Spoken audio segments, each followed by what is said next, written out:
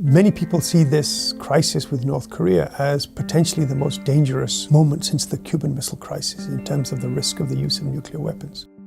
My name is Zia Mian. I'm a physicist and researcher at Princeton University's program on science and global security.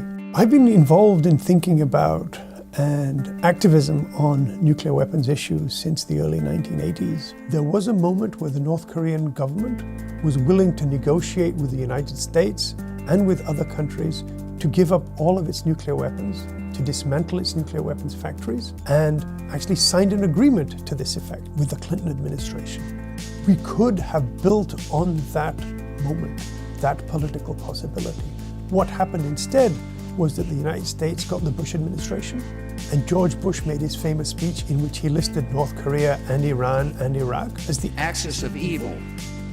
The invasion of Iraq convinced the North Koreans that the United States was no longer interested in a possible peace treaty and good relations, but actually wanted to destroy regimes that it saw as threats.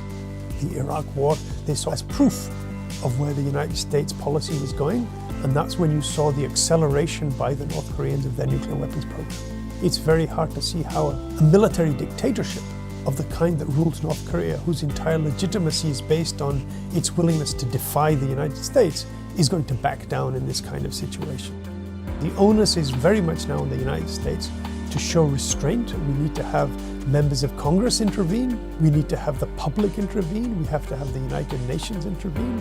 The Europeans, the Chinese, as many people as possible need to speak up and say, we do not want this war, and we think that the United States and North Korea need to back off, stop issuing threats, and commit themselves to a peaceful and diplomatic resolution of this conflict. Because if democracies give up on the idea that we need to be able to find ways of living with each other, of talking to each other, of finding mutual common interests that tie us together in relations of reciprocity and mutual benefit, all you have left then is tribalism and conflict where the other is always a threat and a potential enemy.